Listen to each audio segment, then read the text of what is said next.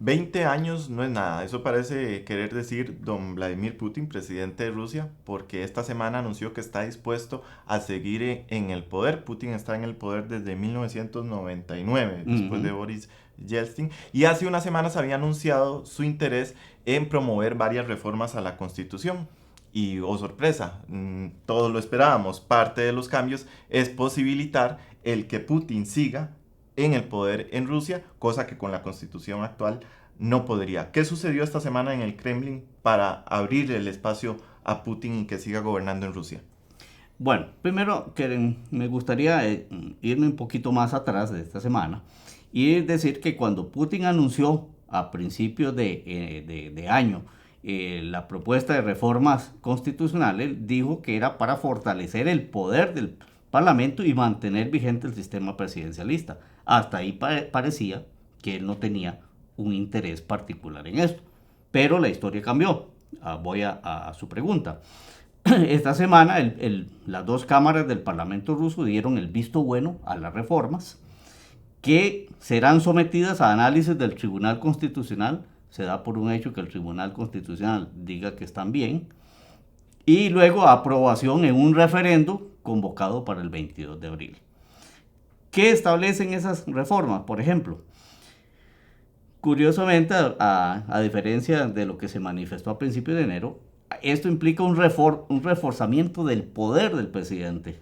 Por ejemplo, el presidente podrá nombrar jueces, podrá destituir al primer ministro, que lo nombre el Parlamento, pero él puede destituir al primer ministro, puede destituir ministros, e incluso, vean qué interesante, vetar una ley que el Parlamento incluso haya aprobado por 2/3 partes.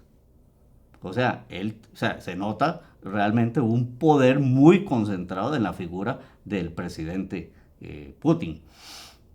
Y con esto, pues el presidente además abre el portillo, elimina la restricción de 2 periodos presidenciales consecutivos y entonces Putin podrá presentarse en el 2024, cuando vence el actual periodo, a un nuevo periodo, a un nuevo término presidencial e incluso a uno más que puede llevarlo hasta el 2036 gobernando Rusia, con lo cual se convertiría, después de Joseph Stalin, en el mandatario, o sea, mejor dicho, después no, superaría a Joseph Stalin en tiempo en el poder. Stalin estuvo de 1924 a 1953, 29 años.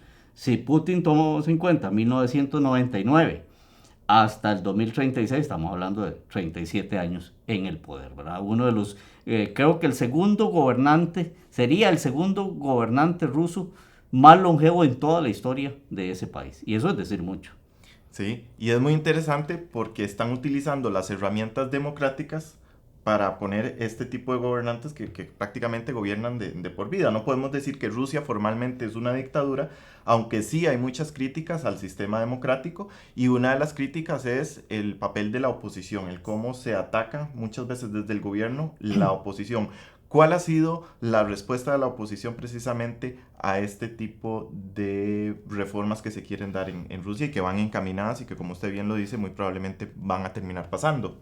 La posición de quienes adversan a Putin es que esto implica pues una usurpación del poder, por lo que ya hemos comentado, por el reforzamiento de la figura presidencial, y además porque es evidente que en Rusia no hay una separación clásica de poderes, de pesos y contrapesos, y pues hemos visto en muchas ocasiones cómo la policía acude presta, rauda, a sofocar cualquier tipo de manifestación, autorizada o no, en cualquier ciudad. Entonces, pues digamos, evidentemente estamos ante un sistema claramente autoritario.